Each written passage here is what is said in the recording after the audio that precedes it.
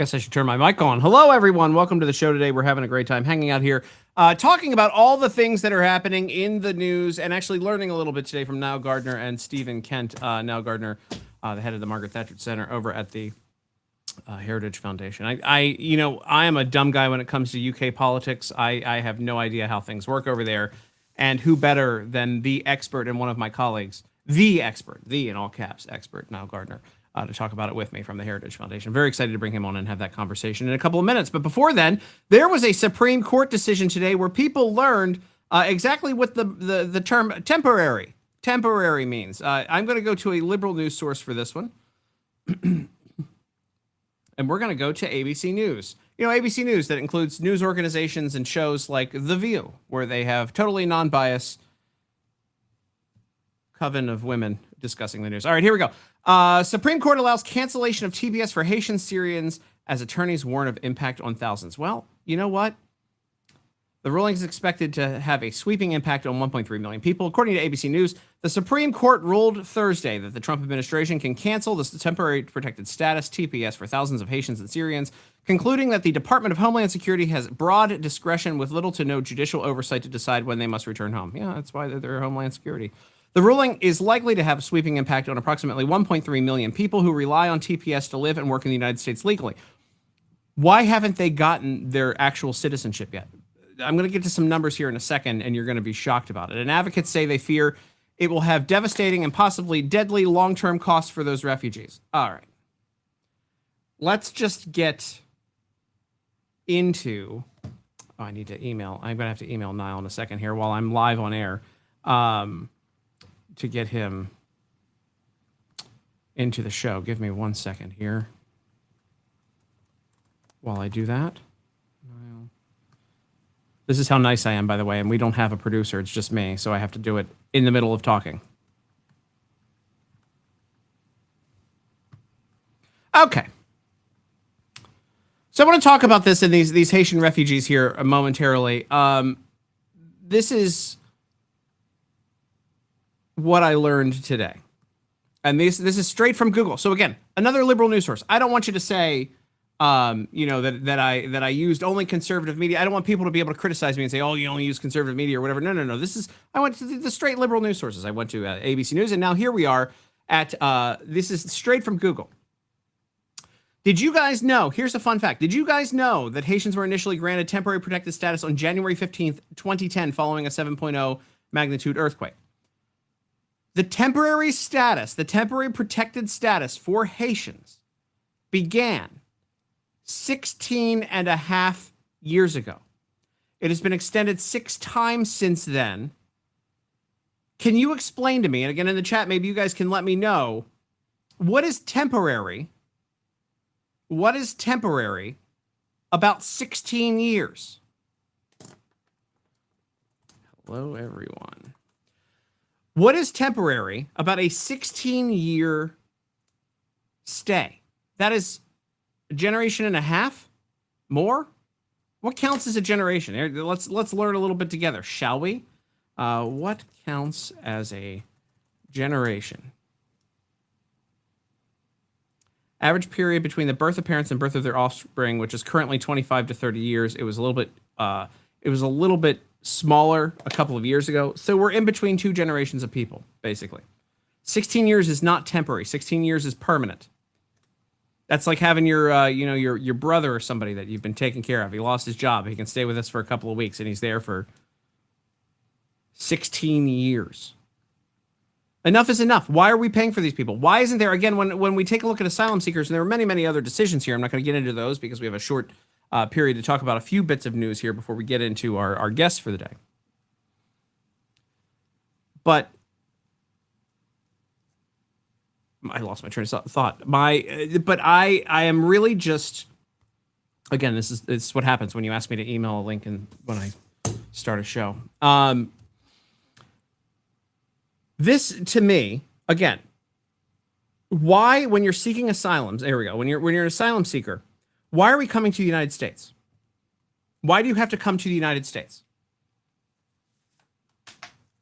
If you are actually legitimately seeking asylum, and granted, Haiti's closer than most countries, But you have all these people walking all the way through Mexico. Mexico isn't that bad of a country. Now, you might think it's that bad of a country if you're an American. But if you're seeking asylum, if your country is so bad, because, again, what the definition, you have to be coming from a country that is like war-torn or environmentally so broken that you can't consider, that there are no livable conditions there, that the government oppresses you, and you're walking over an entire country of Mexico, you're flying across the ocean. There are a lot of people that, I remember people coming through that were seeking asylum from Africa. There aren't safe countries in Africa to immigrate to seek asylum in. There aren't safe countries in the Middle East. There aren't safe countries, well, there's plenty in Europe. They're wide open in Europe. But if you're crossing the ocean, it ain't that bad. If you're walking over Mexico, it ain't that bad. You don't have it that bad. That's an issue here. And that's what we're taking a look at. I mean, this is the left, again, the left who is so worried about this and screaming about these asylum seekers. What happened? What happened? Do you remember when 72 illegals were sent to Martha's Vineyard by Ron DeSantis and probably the greatest political stunt ever? They were removed from Martha's Vineyard within 48 hours. They used the army, they used the military to come in and remove these immigrants in 48 hours. Now all of these people are screaming about ending the temporary protected status of an entire country of people who we have allowed to just come here and take American jobs, by the way. And at one point, there were jobs programs under the Obama administration that allowed and funded companies to basically, it promoted these companies to hire these temporary protected status people for a lot less than Americans. So they would fire the American workers from these. I think one of them was like what was the turkey plant that did it? There was a lot of like meat packing plants that did this. They would fire an entire town's worth of people basically and cut off all the Americans so that they could hire the temporary protected status Haitians and get funded by the government to do it. So it is a problem. Look, Haiti's obviously a terrible country. They don't have it great there, but at some point enough is enough. I don't even know how much money we've sent there. Ask the Clintons. I don't even know how much money we've sent there to try to fix things. I don't know what we can do, but like at some point, temporary protected status over 16 years, you go, okay, enough. That's enough. There are a few other rulings that came down today, but I want to get into some happy news in the middle of all of this. Well, actually, before we get to the happy news, let's talk about this. It appears as if the AP has had to recognize that something actually was done to damage the reflecting pool. In a court filing, the National Park Service official said that the liner along the bottom of the reflecting pool was cut with a sharp knife or razor. Here we go. I'm going to go to the AP story. Again, the AP, not a favorable place for the truth. They're hit or miss. You can see these chunks of the pool. I don't care about this guy. Advertising here. A liner along the bottom of the Lincoln Memorial reflecting pool was cut with a sharp razor this month, causing damage to the foam sealant installed as part of a $16 million rehabilitation project, a top official at the National Park Service says.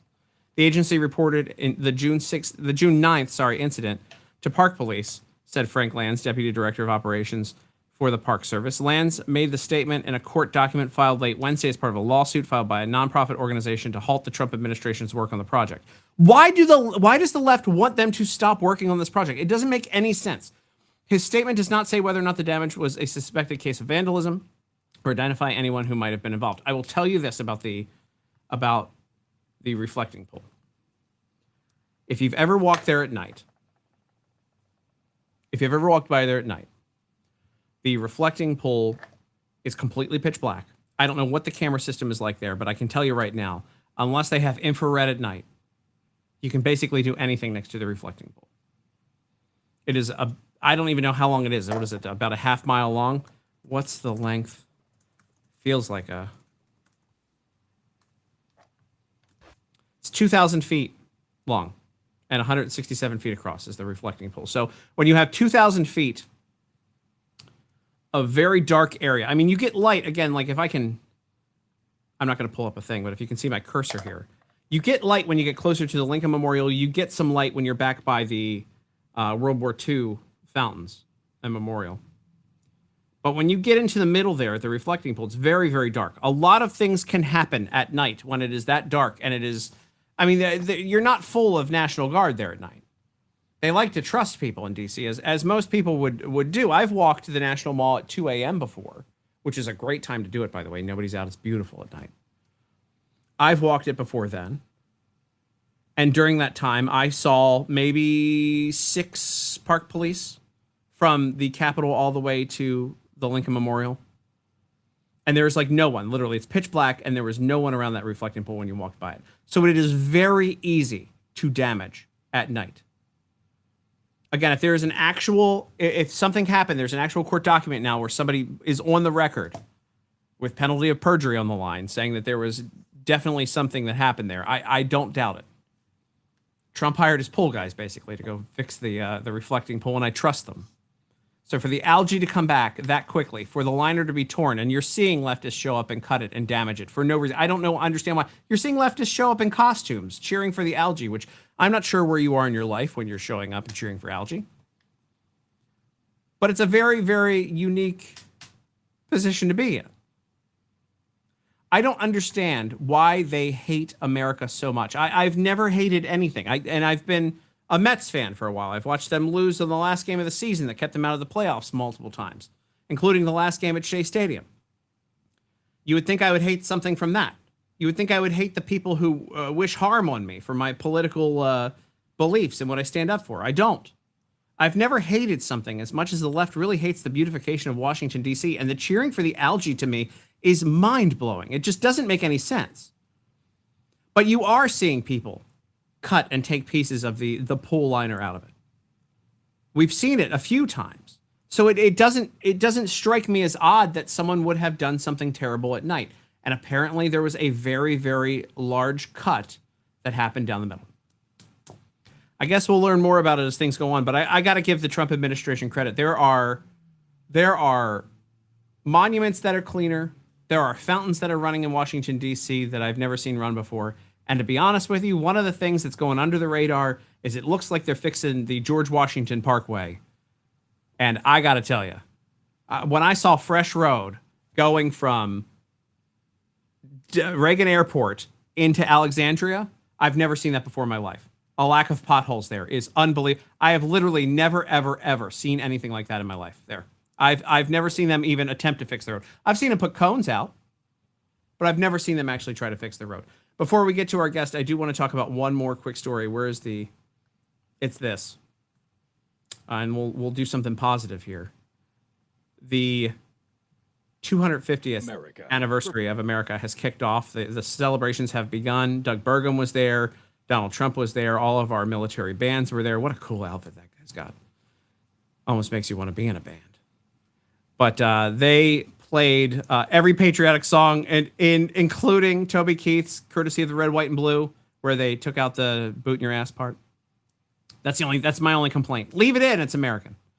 But other than that, I know they want to be wholesome for families, and that's fine. But what an incredible event, a kickoff to America 250. There are going to be events all over the country, and I encourage you guys to go to one of many of them. If you're near Mount Rushmore, man, I am still debating getting credentials to go to Mount Rushmore. I would go to Mount Rushmore if I were you. There are going to be crazy flyovers there. I mean, Donald Trump, I just can't imagine Kamala Harris or the left being in charge of this country doing America 250.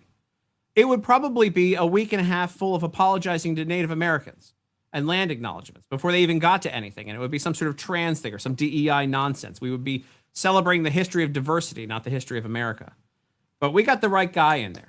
The guy that hugs the American flag is the guy who should be leading the charge celebrating America's 250th anniversary. And I got to tell you, like I said, if you can get to one of these, if you can get to Washington, D.C., what a place that's going to be. If you can get to Mount Rushmore, I think that's going to be the highlight. I know they're going to go crazy in Washington, D.C. and have a lot of cool stuff, but I really think the Mount Rushmore celebration is going to be where it's at.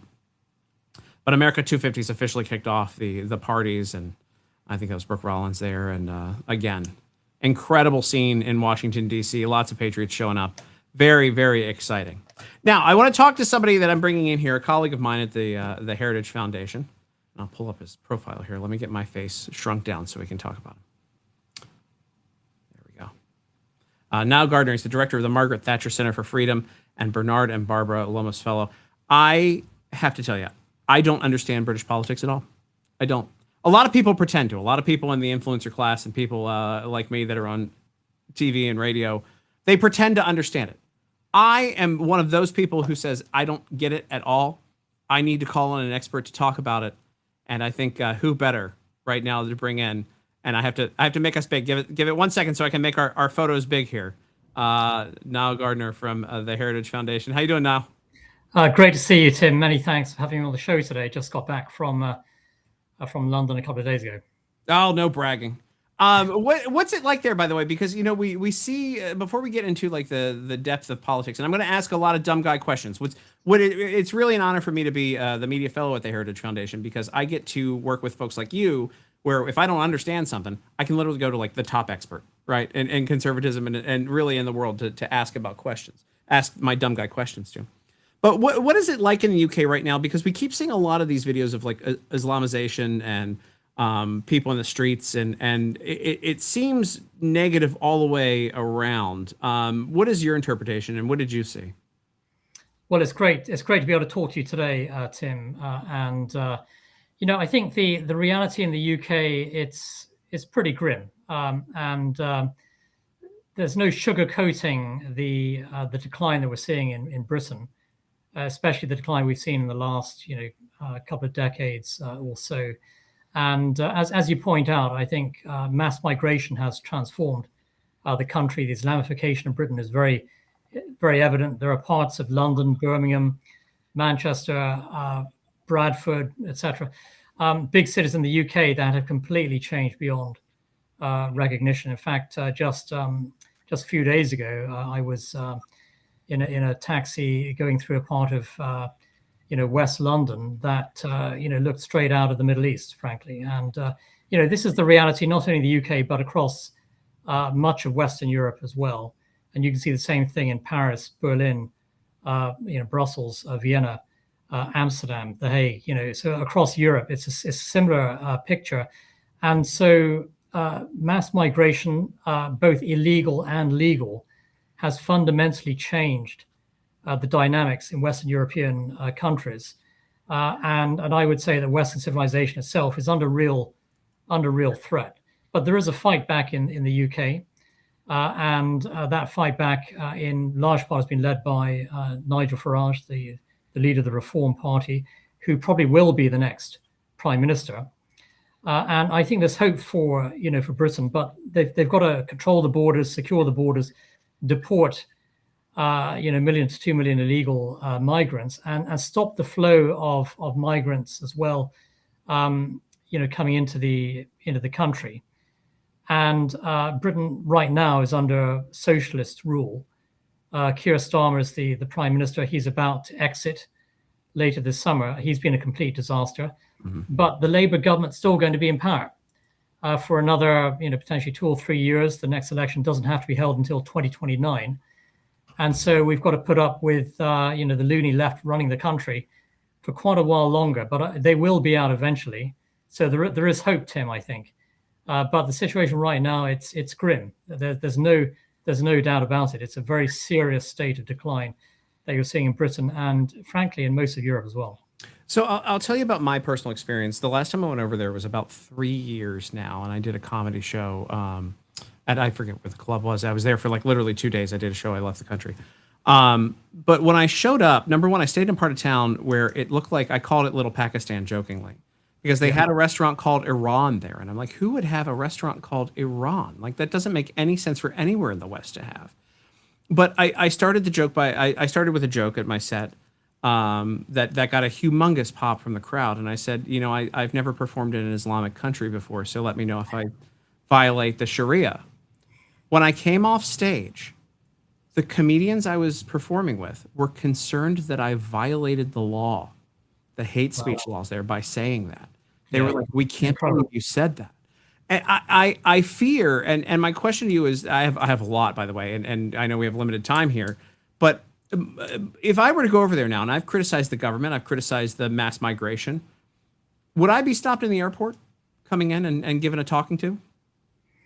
Yeah, I think that that's always a threat, right? Because that's happened actually to to some US nationals in the past, including a prominent comedian who has both Irish and American citizenship, and he was arrested at Heathrow. And so you will find, large numbers of lefties out there who will call for the arrest of various individuals coming into the UK.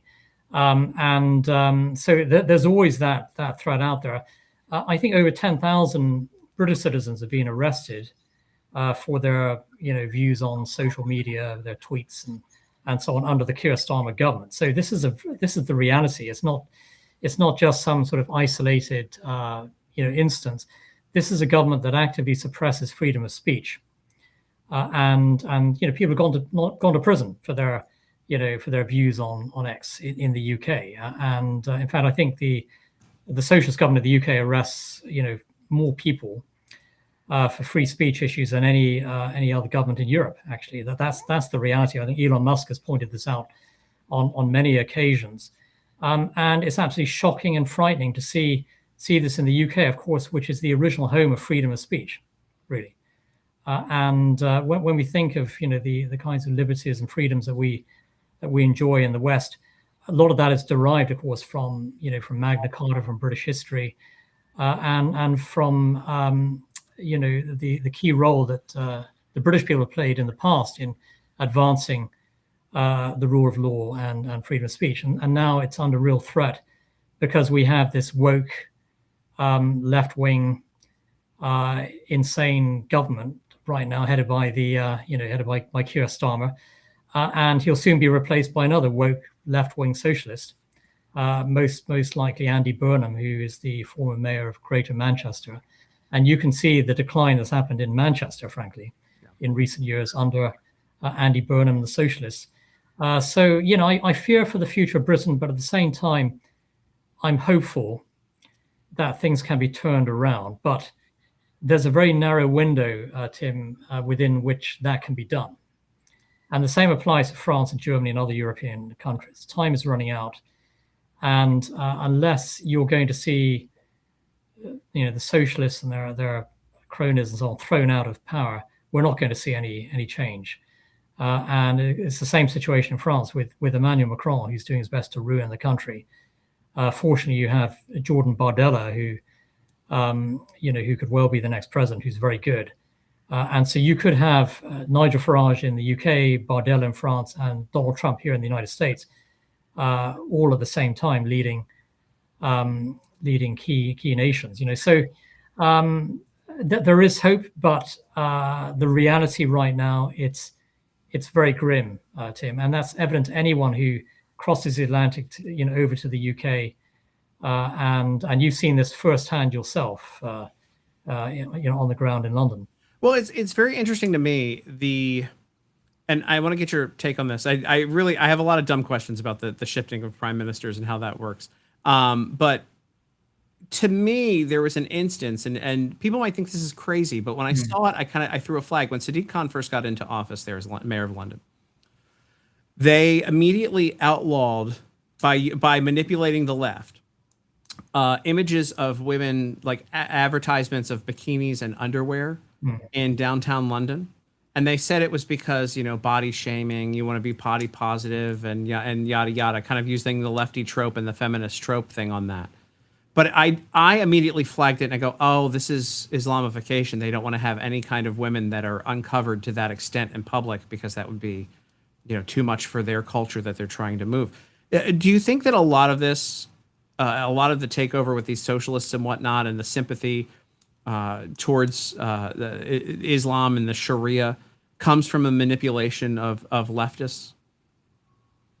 Yeah, I think that's a great point, and these are very good questions that you're asking. Really, that a large number of Americans really care about what's happening in the UK and across Europe, actually, and so these are very important questions that you're raising, because what happens in Britain, Europe, also impacts the United States, and it's also a vision of America's future, unless it's fought and defeated across the Atlantic. This is the reality. Where the UK, Europe right now, it's just, perhaps maybe 10, 20 years ahead of where the United States is in terms of how the left and their Islamist allies want to shape the agenda. because the Islamists, and that includes figures like Sadiq Khan, the mayor of London, who in my view is an extreme left-wing figure. He's very similar, of course, to Mandani in New York. Oh yeah. Similar ideology. He appeases the Islamist elements at every opportunity, and you have the Islamic figures in the UK who are closely aligned with the far left, and they actually work together to advance their common sort of socialist big government agenda, actually, and they're allies. And this is happening all over Europe, not just in Britain. And you're also seeing that with the rise of the Green Party in the UK, who get over 10% of the vote now. And that's an alliance of Islamists and woke, crazy, lunatic lefties. And they work together to destroy Britain, really. This is their agenda. And of course, they want to do that in the United States as well. And you're seeing that in New York and other parts of the country, Minneapolis, for example. And so Britain is a vision of America's future. So we have to look very carefully at what is happening in the UK to see the threats down the line here in the United States, actually, already on the horizon in New York and elsewhere. But in the UK, you have Islamic extremists working hand in hand with the woke left, because it's all about power and control at the end of the day. And so the Islamists will fight to wield real power in Britain, and of course the woke left are the useful idiots for them. Mm-hmm. So this is the way it works, really. And when people see that Keir Starmer stepped down, like you said, it's just somebody else from his same party, right? I mean, is he going to be this mayor of Manchester? Is he going to be worse than Keir Starmer, or is he going to pretend for a little bit and then slip in? I think he could be worse. And it's important to bear in mind, the Labour Party right now has about 15 to 20% support in Britain. And Keir Starmer has been the most unpopular prime minister in British history. But once you replace socialists like Keir Starmer with another socialist like Andy Burnham, there's no real change. And I would say that Burnham is potentially more dangerous because he's a somewhat more charismatic and efficient figure than Starmer. He's also, his views on some issues are even more extreme than Starmer. So, for example, Andy Burnham has supported the UK rejoining the European Union. And he has openly backed the Rejoin the EU campaign, which is an absolutely insane campaign within Britain. But even Keir Starmer hasn't gone that far. So Burnham's actually worse than Starmer in some respects. And also Burnham's very big on suppression of free speech and all the Orwellian stuff. So I would say he's an even bigger threat than clueless Keir Starmer. It's one of those instances where you get a new leader in because you got rid of the guy you don't like, and I think people think, oh, this is going to be refreshing, this will be new, this will be different, and it's going to be much. Yeah, it's going to be more of the same. Yeah. Actually. What's it like, by the way, for folks who don't know, when I look at personally, when I look at the greatest leaders in my lifetime, world leaders, obviously Ronald Reagan. I love Trump. I like what he's doing, just being mouthy. So I don't agree with all of his policies, but boy, is he fun to watch. But Margaret Thatcher always comes up. Yes. And when I also speak to people around the building at Heritage, and I ask who their favorite fellow is, it's always you.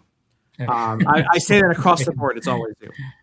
Very kind. Can you just talk about she really was one of the most brilliant minds, an incredible prime minister, probably, again, not just great leader, but probably the best prime minister. I mean, the best. What am I saying? Probably. That's a wrong word there. The best prime minister of my lifetime for the UK, and someone who, as an American, I could look up to.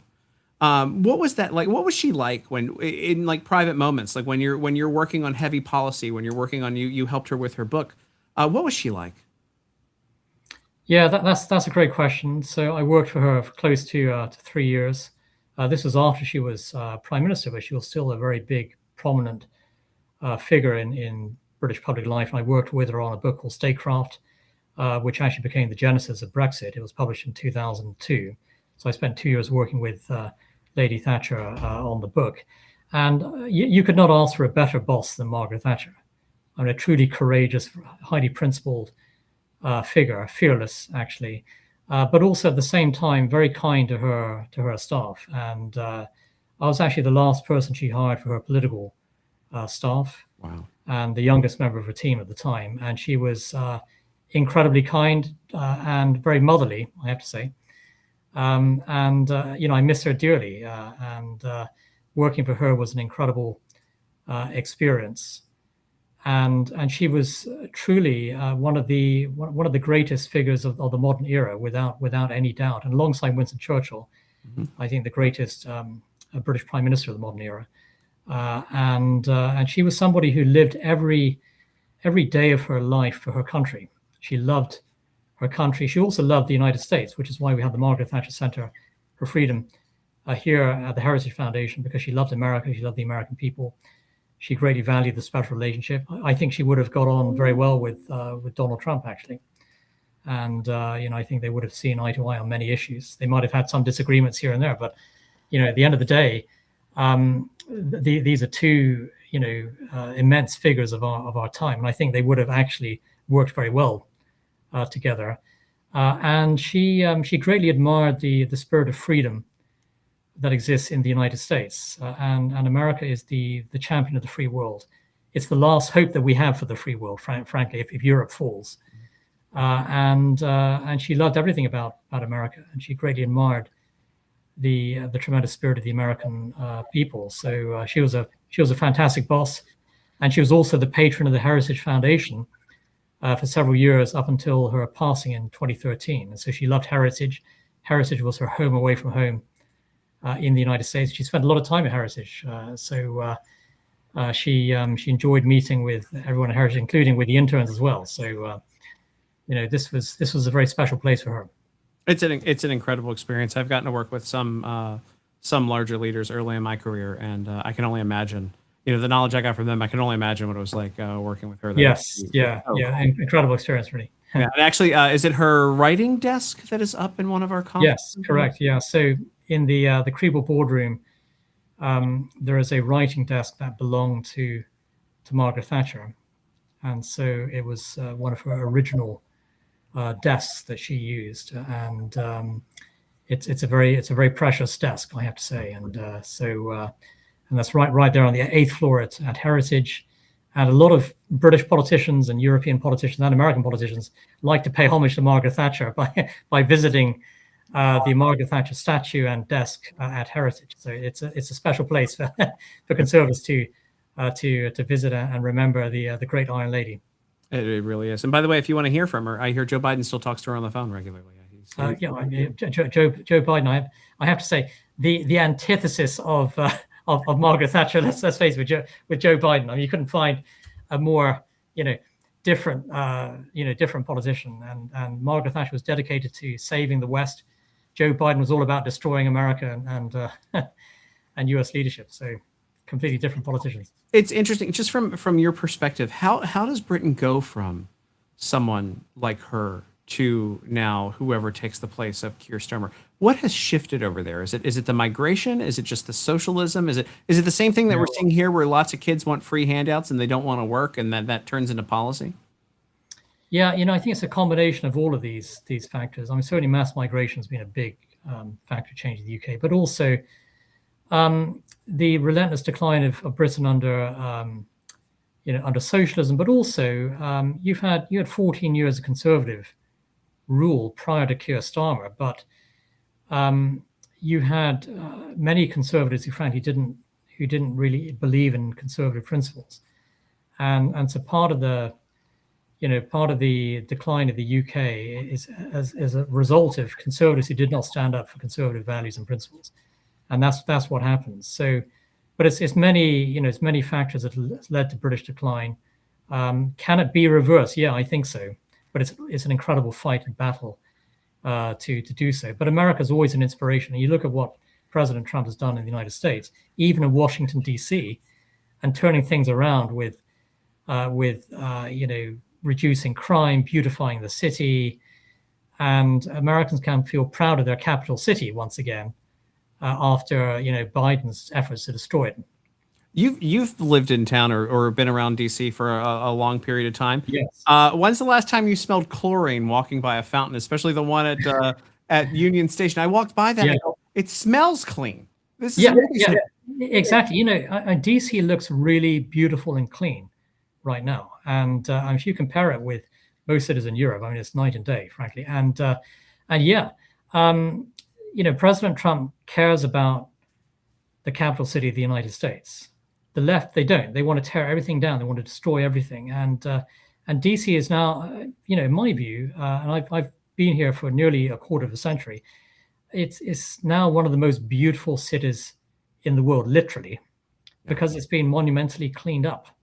And you have a president who actually cares about America, and that's a great thing, really, isn't it? To have a president who really cares about the future of this great nation, because this is the greatest nation on earth, and without America, the world would be an incredibly dark and dangerous place. Yeah. You ever drive on that GW Parkway? Because they're fixing it. Yes. Occasionally. It was smooth pavement Yeah. the last time I was on it. And I was like, oh, I forget all the other stuff. You're Yeah. on that GW Parkway, and Yeah.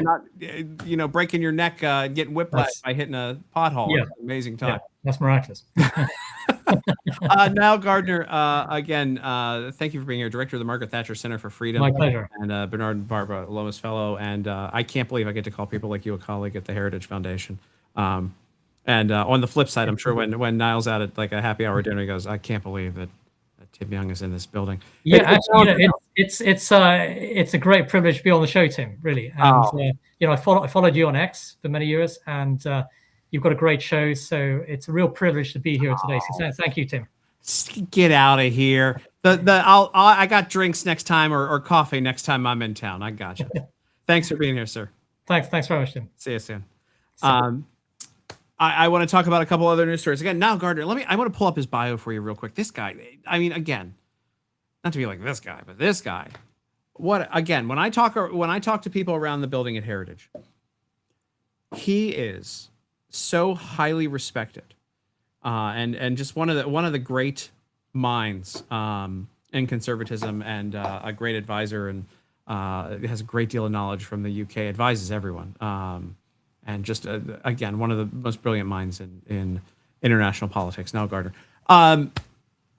Speaking of international politics, something very interesting came up this week while we're waiting. Stephen Kent apparently is having technical difficulties.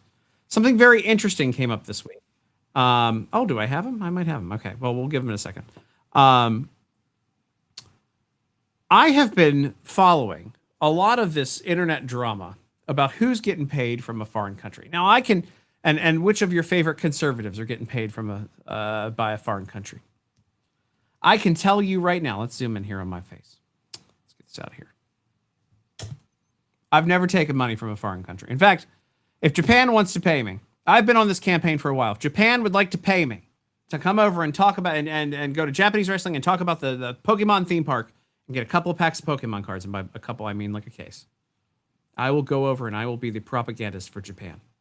But also, I'll tell people that Japan is paying for that trip. I have over the past 2 years, seen so many influencers get flown around the world, get given free gifts, get paid by countries that suddenly magically they're in love with what a wonderful place Doha must be this time of year. Better get a house there. That this story does not shock me. This is from the Telegraph in the UK. Qatar paid for fans to support the team at the World Cup. So in case you see some sweet photos of your favorite conservatives hanging out in a box, eating all the free hot dogs, so I don't know, pork, maybe not, beef hot dogs if they've got beef hot, and drinking it up at a World Cup game, cheering for Qatar, it wouldn't shock me. I just think their money is everywhere. They're one of the biggest state sponsors, if not the biggest state sponsor of our colleges and universities. They've got their hand in, I believe, the NHL and NASCAR and a bunch of other things. But it does not shock me that they paid for fans to support their team at the World Cup. You got to show some support, and if they don't like it, you got to pay for it. So I've seen so many stories and so much infighting over the past week on social media between so many organizations and people and groups and whatever. Everybody apparently is getting paid by Qatar. except for me, except for our next guest. Here's Stephen. Stephen, you're not getting money from a foreign government, are you? No, I am not. But this is actually an interesting topic in my background. I have done work for Al Jazeera in the past. So you didn't put me on the spot to say that, but yeah, back in 2020, 2021, Qatar and Al Jazeera wanted to do a show in Washington, D.C. about the rising sort of MAGA movement that was maturing in Washington, D.C., and the old school think tank class, like the libertarian free marketeers. And I actually did host a show for Al Jazeera back in that time period. An Al Jazeera show? I did. Yeah, you didn't know this? No, I did not, actually. No, so there are a couple, I have mixed feelings about it in a couple of different ways, but the way in which I don't is that it was about domestic politics and an interview show where I would interview people from Heritage and people from the MAGA movement. I'm going to stop here. Because the difference is people knew you were employed and getting the money, and you were on the network. There's a difference for someone who is actually working at a channel and someone who is magically in love with the country and getting back channeled lots of money. It's really pernicious. Yeah, and like you said, it's everywhere. And I think back in 2020, I was a little bit naive to sort of the role that Qatari money played in the world. It has taken me a couple of years to really understand exactly what their media strategy is. And now they've just outright bought influencers on the right. Whereas this show they canceled within a year because nobody really wanted to watch think tank people discuss the rise of the MAGA movement. It was pretty boring, and we didn't cover anything related to the Middle East. It was just inside DC politics, and it was pretty boring. And so it got canceled. They just pretty much decided we're not going to launch shows. We're just going to buy influencers by cutting them a check. And it's working a lot better. I love it when I see like a gay conservative. I'm not going to name names. I just like it when I see a gay conservative go over and talk about how wonderful the country is. And like, I wouldn't go above the third floor of a building if I were a gay anything in Qatar. No crop tops for the gay conservatives. Make sure that they've got their jeans all the way down to the ground. Yeah, there's just a lot. Like again, and when you have a prominent host now saying that he's going to buy property in Doha, I'm like, nobody's buying property in Doha. What's happening here? Absolutely ridiculous. Just sort of brain dead slop. I've been to the UAE and spent time in Dubai, and I think a lot of people will go over there and visit that part of that region and go like, wow, this is really interesting. It's clean, it's orderly.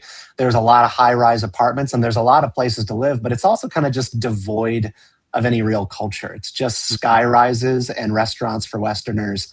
Why on earth would you want to live there? There's really nothing to it. I don't understand the flex with it. Again, though, they've spent a lot of money. They've spent a lot of money on like travel influencers and stuff, and that's announced when they're giving money to travel influencers to fly over there on crazy first class flights and then see the crazy like luxury. But again, like you're right, there just isn't that culture there. It's like at least New York, you can go to fancy places and there's stuff around to show and do and have something that's different. But it's just money and spending over there. Speaking of money and spending, how about that seamless segue? Wow. That was really well done, Tim. Right? You wrote an article in the Daily Wire, the Trump affordability policy that's hurting more than it helps. Tariffs, we're finding out, aren't, by the way, you can see what I purchased on the internet. It's Pokemon cards. Tariffs have backfired a bit, haven't they? I mean, it seems like things were good for a little bit, and certain things tariffs are good on, certain things they aren't. But when it comes to affordability and when it comes to housing, when it comes to everyday appliances and things, not going so well, is it?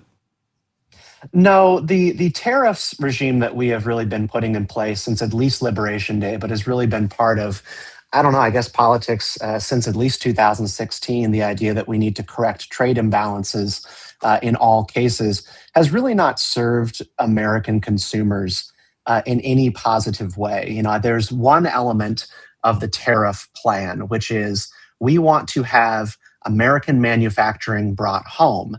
Okay, Yeah. so that's one goal that is often stated, like rebuilding the Midwest industrial sector. But then there's a second stated goal, and you hear this all the time from the administration and certain Republicans, but we want to raise tariff revenue. We're going to make Americans rich with tariff revenue. And they even talked about cutting checks to everyday Americans based on those revenues. But here's the thing, those two goals can't both happen at the same time. If you reshore every American job, there's no tariff revenue. And if you maintain tariffs, American factory jobs actually are lost. You lose 80 jobs for every one that you reshore.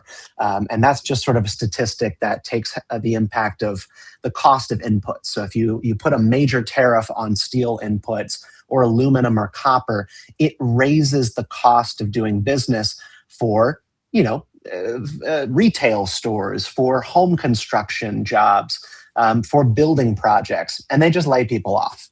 And so you can bring one guy back, but you're going to lose 80. Well, how do you thread this needle? How like what do we do here? Because this to me is, again, like I'm not a trade guy. I've just kind of been intrigued by this issue.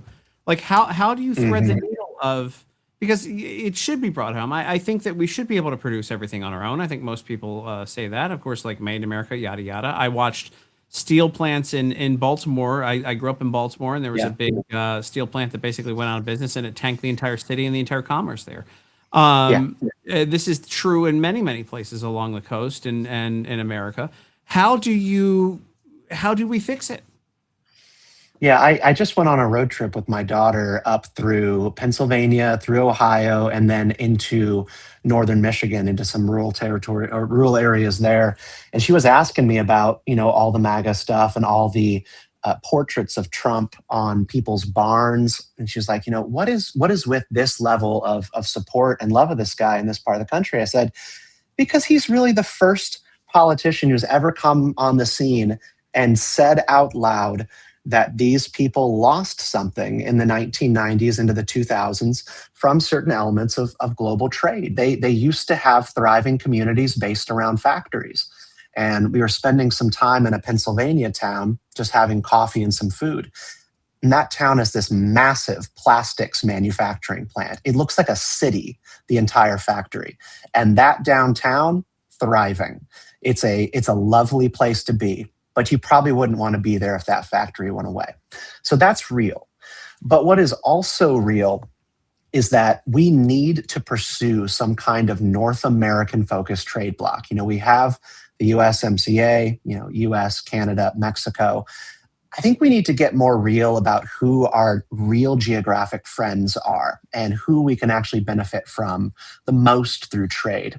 The Trump administration has been correct in this thing called the Don Rowe doctrine, the idea that they're going to focus on our sphere of influence in this hemisphere.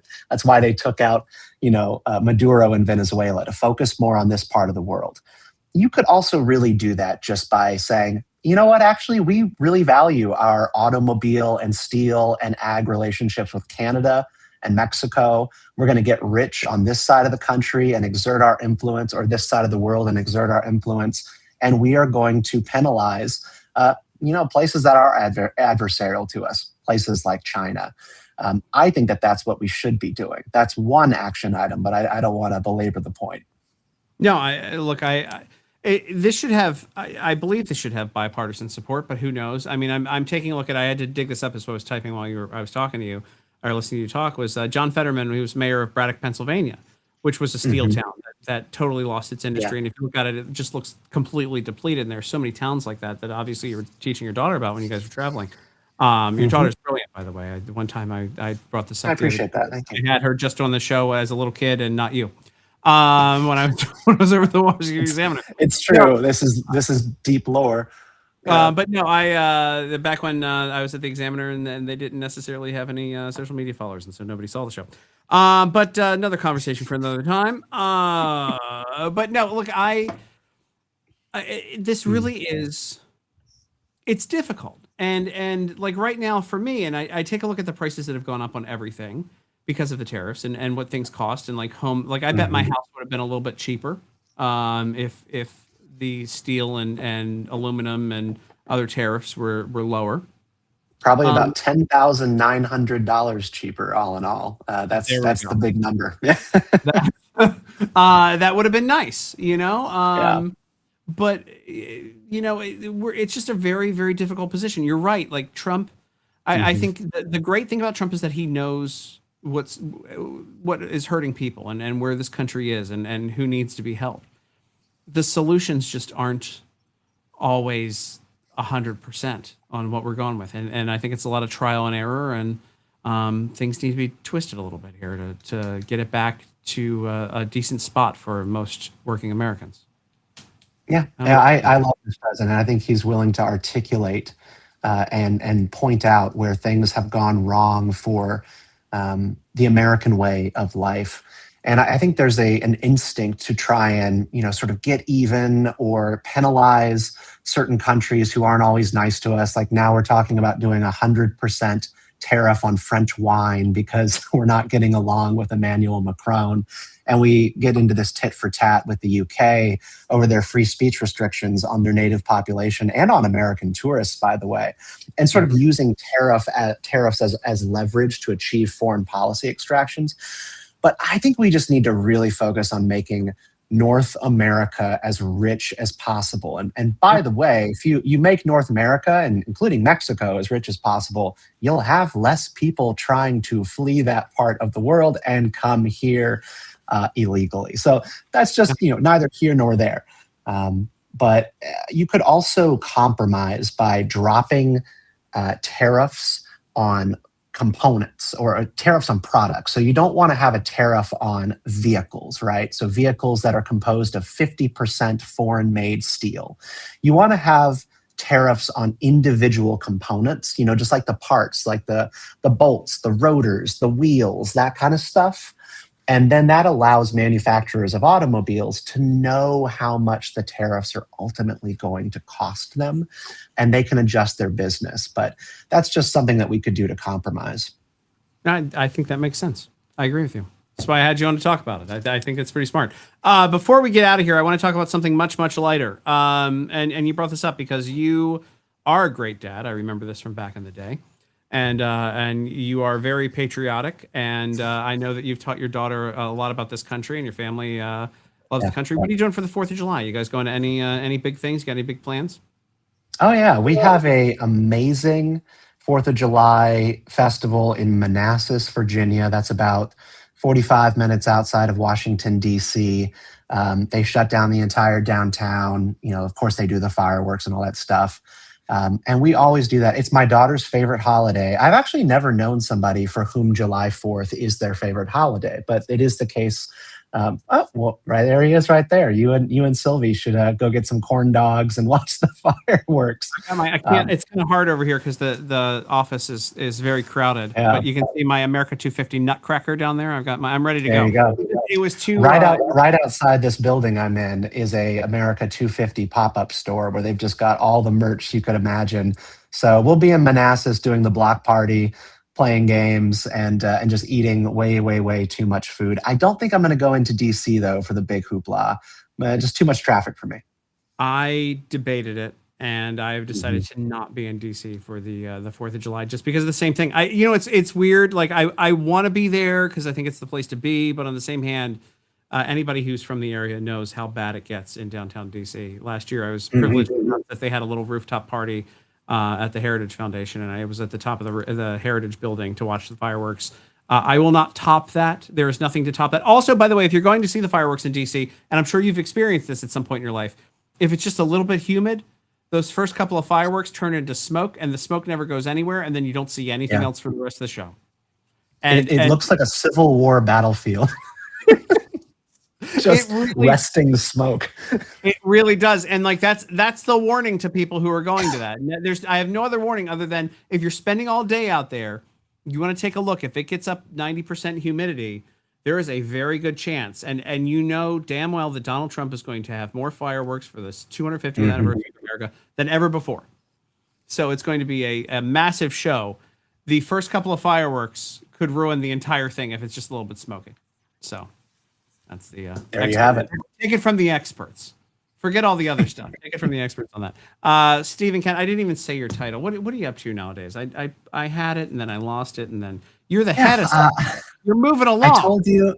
Yeah, I'm the media director for the Consumer Choice Center. So we work a lot on this international trade and affordability agenda stuff, including housing and tariffs. That's a hefty issue, man. That's like I knew you were a brain the whole time. I knew this whole time. I'm just a dumb guy that talks on the internet, and then once in a while people come on the show that are smart. Actually, He's just a guy, That's the smoke and mirrors is that I just bring on people smarter than me. That's the whole game. I had a Margaret Thatcher's former advisor before you, and now you, and it's like, how in the hell did I get to this part? How did I get to this point in my life? Thanks for being here, Stephen Kent. Again, media director for the Consumer Choice Center, and thank you for all your work over there. Go check out his article. I will pull it back up here. The Trump affordability policy that hurt more than it helps. It's a very, very good piece, very informative piece, and something we should be talking about. So thanks for being here, Stephen Kent, and hopefully I'll talk to you soon. Again, before I get out of here today, make sure, and I've got a show on Monday before we get out of here, make sure you're doing something to celebrate America on the 4th of July, even if it's in your neighborhood or your church or whatever you're doing. You don't want to miss out on this. This is a once in a lifetime opportunity. Again, I'm trying to figure out exactly where I'm going to be. I have a couple of places picked out where I would like to go and see for the 4th of July. But and actually, let's see what we got happening what's happening in the chat. Anybody here? I've been here we go. Oh, this is actually very good. A very good comment here. America's such a huge country. A lot of people don't realize how things that hurt them can at the same time be beneficial to those 1,000 miles away, and vice versa. Yes, absolutely. Shout out for Bull Run Winery there. And then going back to other comments here today from, here we go, Karen Tonget. No Democrat Party anymore, just the Communist and Islamic Party. It's kind of what's happening over in the UK. We're paying attention to all this stuff that's happening. From Nina earlier today, God bless America, wake up Americans. Yeah, absolutely. But I want to know, if you have a couple of seconds here before we get out and you're watching the show right now, tell us in the comments where you're going to be spending the 4th of July. I'm going to be talking about this big next week where I have to make my final decision where I end up. I know I have to be in Washington, D.C. to start with, but like I said to Stephen just a couple of seconds ago, you get a little bit of humidity and the whole thing can go upside down when you're in Washington, D.C. But it is going to be beautiful. I would recommend that before the end of the year, maybe before the end of the summer, you take a personal trip to Washington, D.C. to see exactly what Donald Trump has done to improve that city, because if, God forbid, a Democrat take over, God forbid, and D.C. will never be the same again. You'll never see it this pretty again. And you can see already when you see people out cheering for algae, when you see people out vandalizing the reflecting pool, that they don't want it to be beautiful. That there are crazy people in that city that do not want it to be beautiful and want it to be ugly and disgusting, just like they are on the inside and outside. So make sure you go see it. I have taken the long walk around. I did about a 5-mile walk one day, walking from the Capitol all the way down to the Thomas Jefferson Memorial, all the way through the Lincoln Memorial. I would recommend everyone go do that before the end of the year, even if you can't get down there for the 4th of July. The 4th of July hotels are like, I think $1,000 a night or something right now, because everybody and their mom is going to be down there for the 4th of July. So that being said, make sure that you go and take a look at the work that we mentioned earlier from Niall Gardner and, of course, from Stephen Kent over at the Consumer Choice Center. I want to thank you guys for being here today. It's been a great time hanging out with you all, and I will see you next time. Make sure you like, share, and subscribe. Make sure you're following For America and Tim Runs His Mouth on all the social media platforms. And I will see you on Monday before we go on a little bit of a break to go celebrate the 4th of July around the